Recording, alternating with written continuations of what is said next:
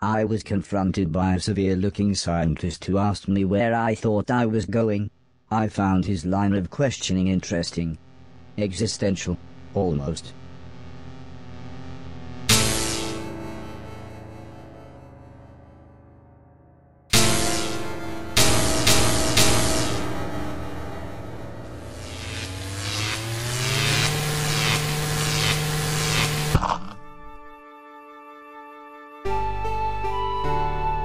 I was so stunned I couldn't speak. "Are you okay?" asked Heather. Mum told Dr. Harrell he really shouldn't force a power cycle on you robots. I don't think she recognized me, but eventually I got enough strength up to speak. However, all that came out was, "Heather."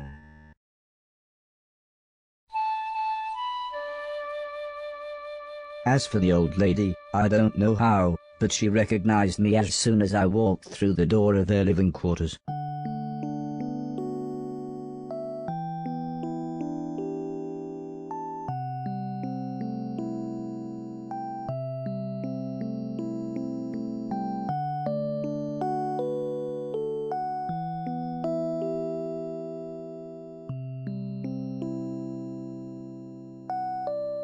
They both smiled when I told them how everyone else had worked together to create a distraction at the base's main gates.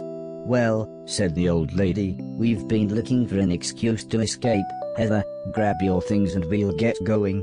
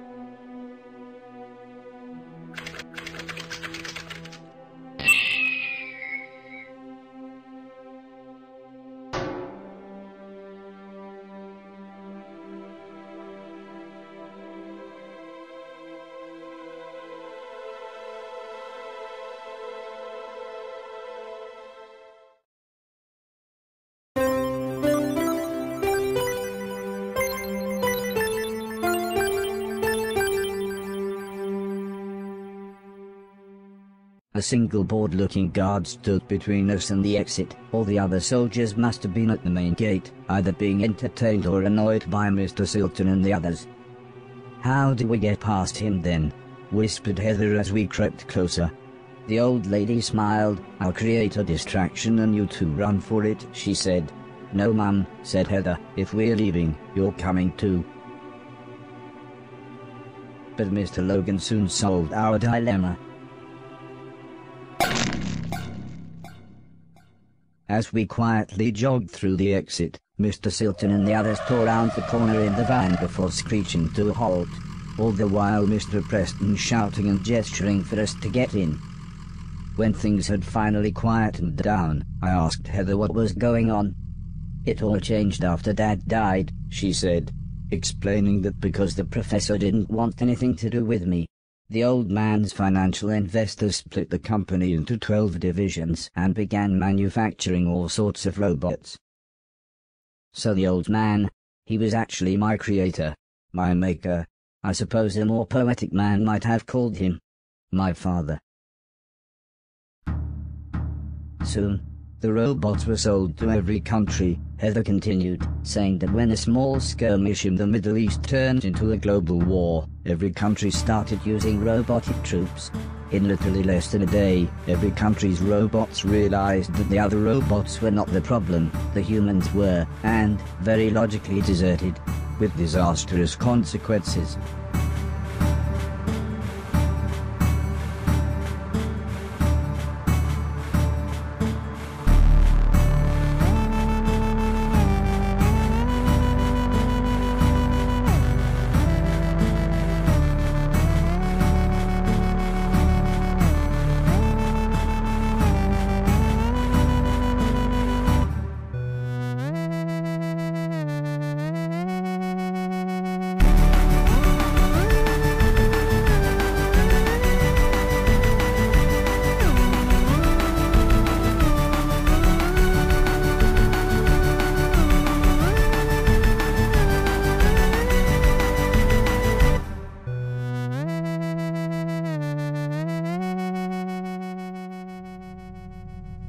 It suddenly all made sense. What the professor had said, all the other robots, and why no one ever wanted to talk about the war when I was around. All of a sudden, Alice shouted for everyone to hold on. We were being followed.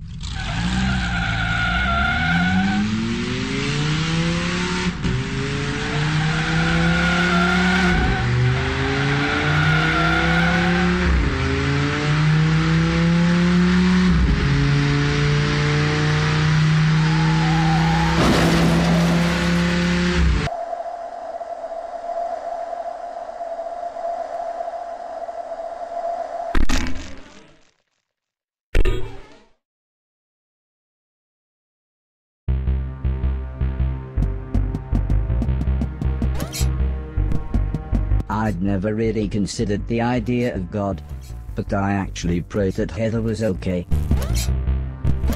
We'd fallen pretty far out of the van, and I wasn't sure I'd really braced her fall. Heather greeted me with a calm smile. "I thought you'd find me easier than I'd find you, so I thought I'd stay put." I made a small shelter as quick as I could.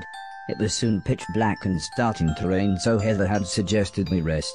In the morning, when there would be better light, we could try to find our way home. "I don't think Dad ever imagined this would happen," said Heather with a sad look in her eye. "I mean, he would always talk about how he'd dreamt of a robot when he was a young boy. He and Mum were so happy when you finally turned up. I honestly think he thought robots like you could help the world, not kill millions of people." "Death is really sad," I said. It was an obvious thing to say, but Heather nodded. "When my best friend died," she continued, "I asked Mum why people had to die. She said it was to make room for new babies to be born. I don't know why, but this made me feel both happy and sad at the same time."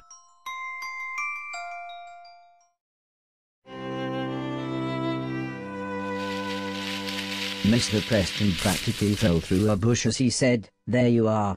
We've been looking for you all night."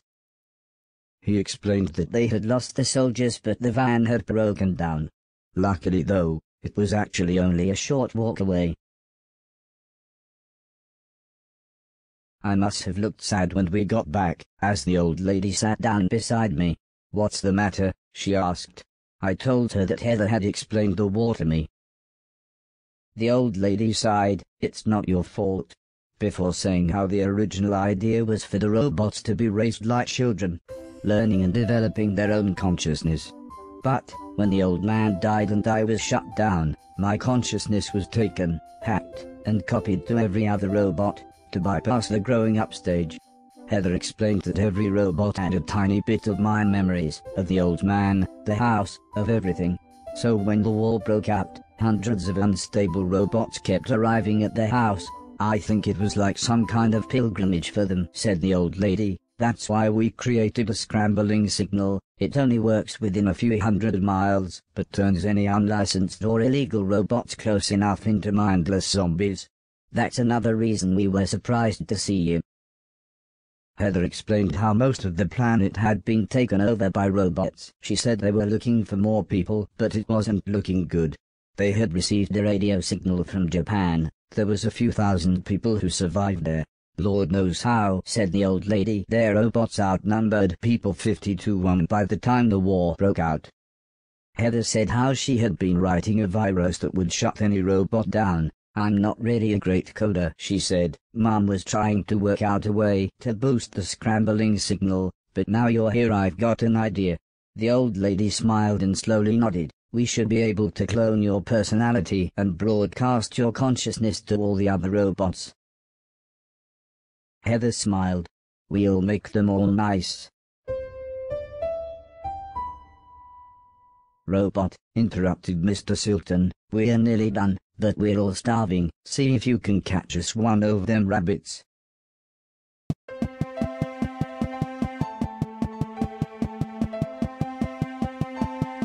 So, it must have been several years since the old man had died. It was strange. Heather was now as tall as me, if not taller. But at least everyone was back together. I was so happy for the first time in ages. I just knew everything was going to be alright. After all we needed to do was save the world, or at least help put it back together. I suddenly realized what Mr. Silton meant by "we're all starving."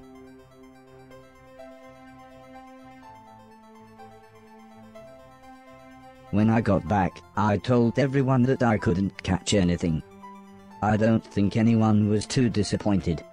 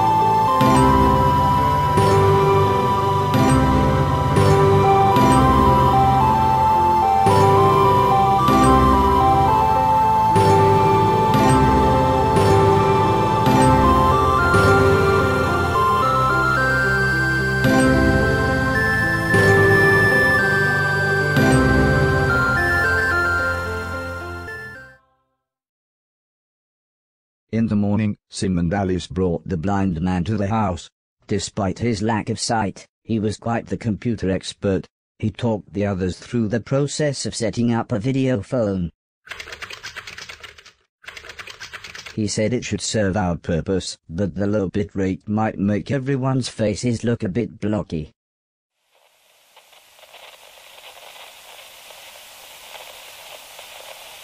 The device soon crackled into life. Hello Nighthawk. This is Dr. Hero of Japan. Are you receiving me? Over. Hello, said the old lady. This is Nighthawk. It's good to speak to you again. Dr. Hero explained that something had gone wrong and the enemy robots had nearly breached their defenses. We have everything we need to broadcast our nice virus and make the robots far more passive. It might take a few months. Can you hold out until then? Dr. Hero sighed. Well, we'll have to. I spent the rest of that day helping Sim and the blind man set up a computer with what they called the internet.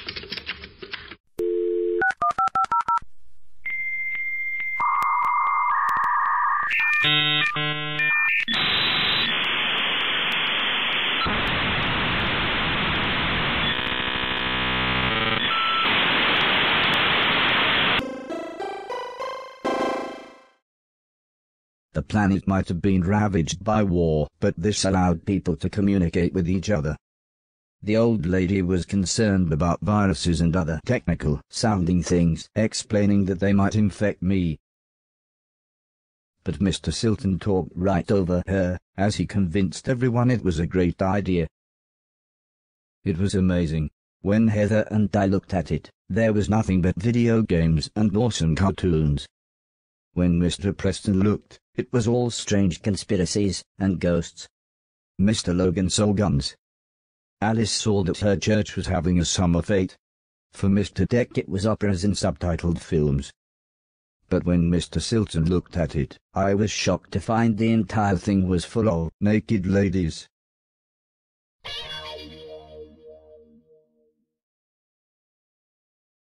Later that evening, Mr. Silton wheeled an old piano into the room. Heather smiled as she explained that her parents had bought it for her when she had seen it in an old junk shop.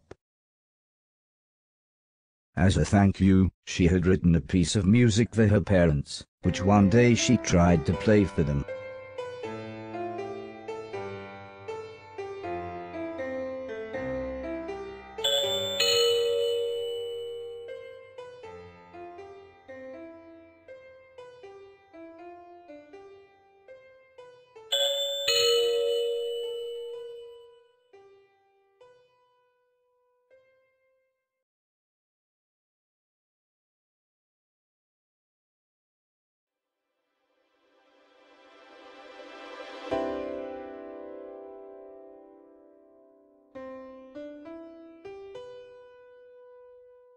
For some reason, she then gave me a huge hug and suggested I might like to play the piano with her.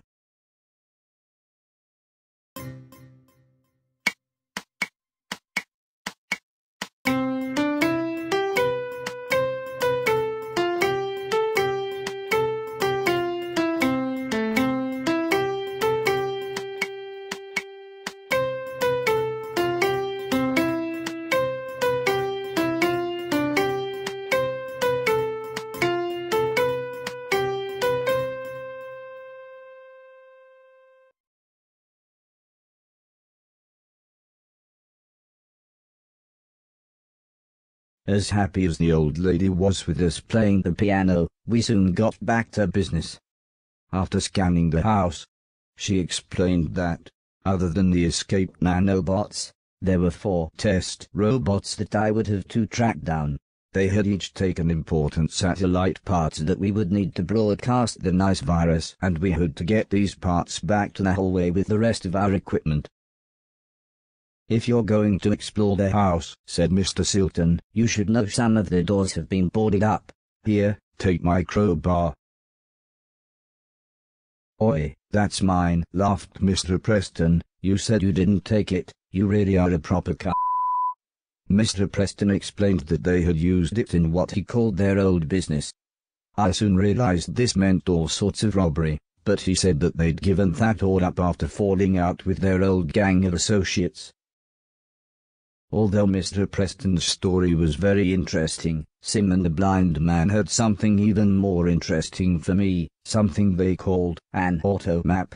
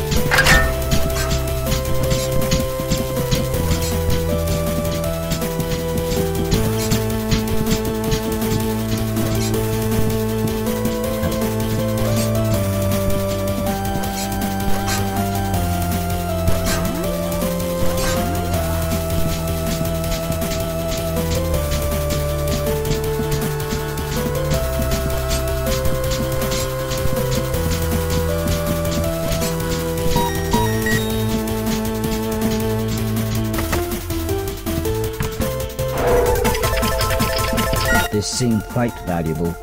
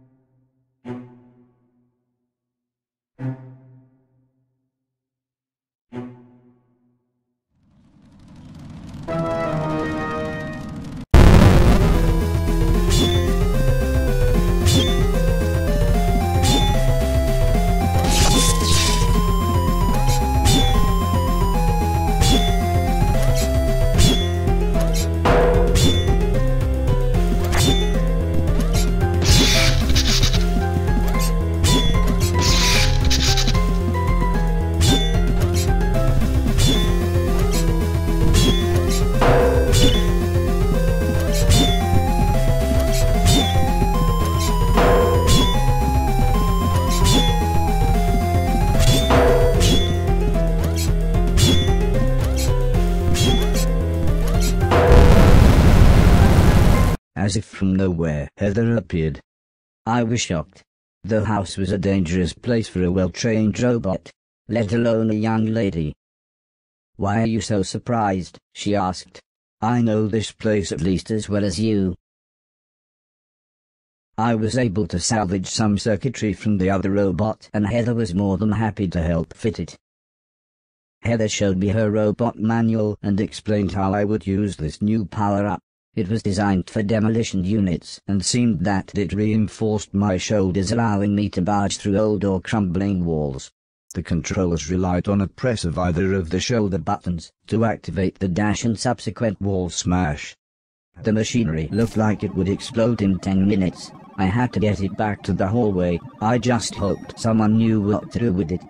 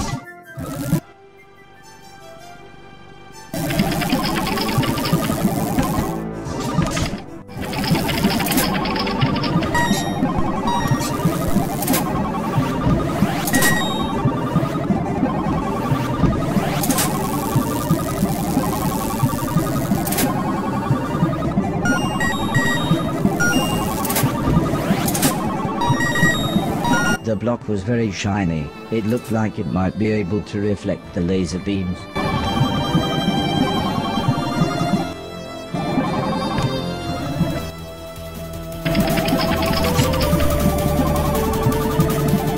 Upon my return, the old lady and the blind man fitted the circuitry. I was worried about Mr. Deck as he seemed depressed about being chained up. But when I tried to talk to him, he just looked angry and went back to his lovely music. So I made my way up to the roof to help everyone fit the satellite dish, and bring us one step closer to broadcasting the nice virus.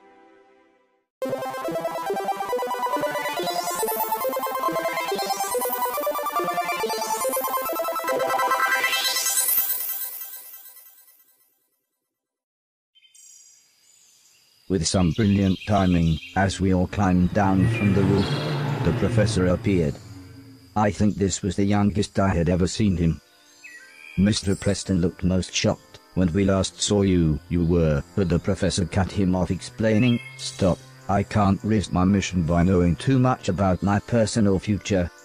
Mr. Deck was so pleased to see him, saying, "Thank God you're back, it's terrible here with these savages." When we explained what we were trying to do, the professor seemed pleased and offered to help. Somehow his box opened some kind of portal and he urged me to step through. I was slightly apprehensive but followed him into what turned out to be his bedroom. He explained that now I would be able to travel instantly between the hallway and his room, which, when he showed me on my map, turned out to be really useful. So, after he had undone the complicated-looking lock on the door, we made our way back to the hallway. But before we could even thank him, he was gone again.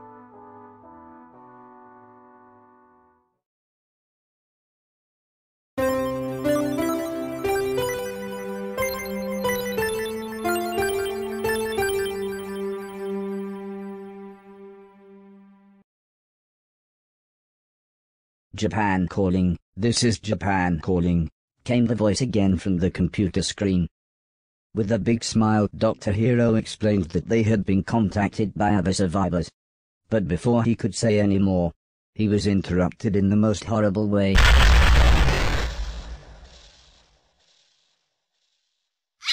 Heather screamed. Nobody knew what to do. "We'll just have to wait," said the old lady, "and pray they're okay." Suddenly, the doorbell rang. Which was odd, as everyone we knew was already here. As it turned out, the old lady had telephoned the shopkeeper and junkyard owner. They offered to help with their wares, and were parked just outside if I needed them.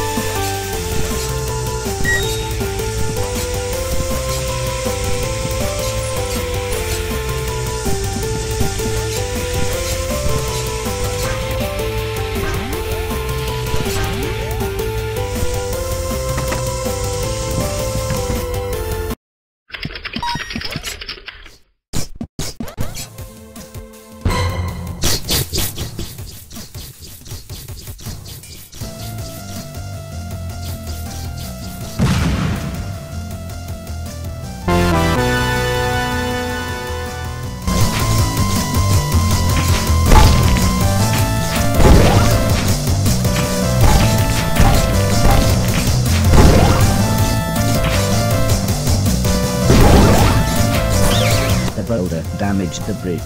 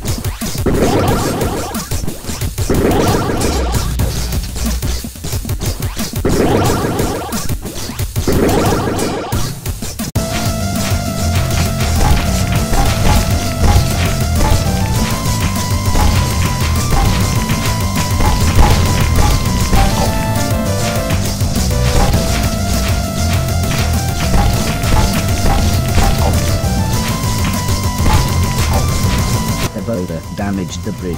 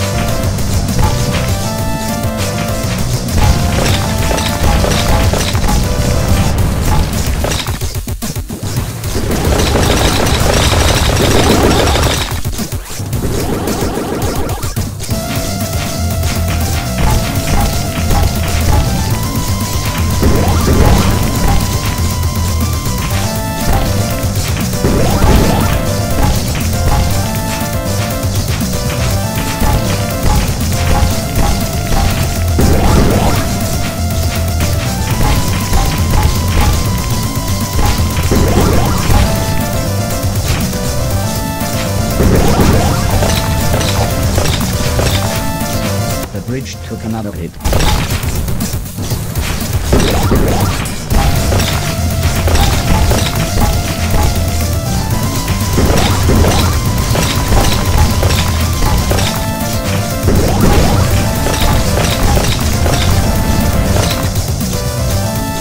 I wasn't able to salvage much from this robot, just some containers full of a funny colored liquid. However, Heather was far more excited. "Wow," she said, "Dad told me about this, but I never actually saw it." She explained that, with a liberal coating on my joints and exposed areas, I would be able to submerge myself in water. I could now spend limited amounts of time swimming. Only 10 seconds or so, but it certainly sounded fun. Just like the last satellite part, this one looked like it would explode in 10 minutes. I needed to get back to the hallway.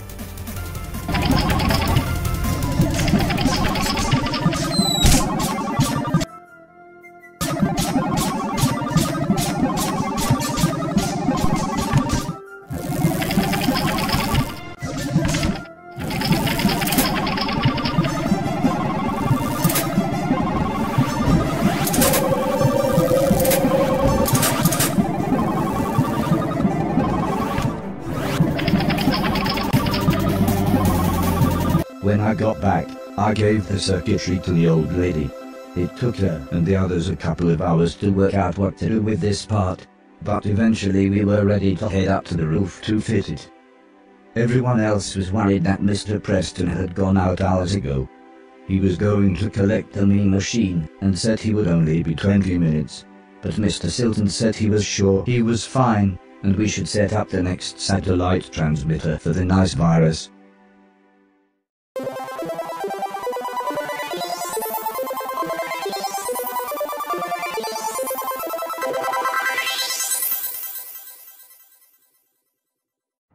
Mr. Silton and I were finishing up looking over the satellite dish.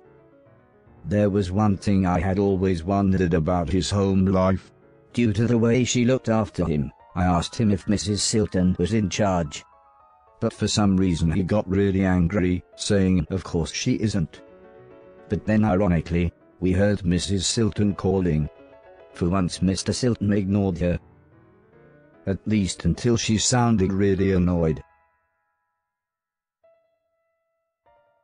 Mr. Preston explained to Mr. Silton that he had been attacked by their old gang associates, but Mr. Silton just got angry and said, "What do they want?" I told them we don't have the money from the post office robbery. He seemed to think that if their old associates tracked them down, then he and Mr. Logan would be able to scare them off. But the old lady pointed out that they would probably be more scared by what she described as a dangerous rogue robot.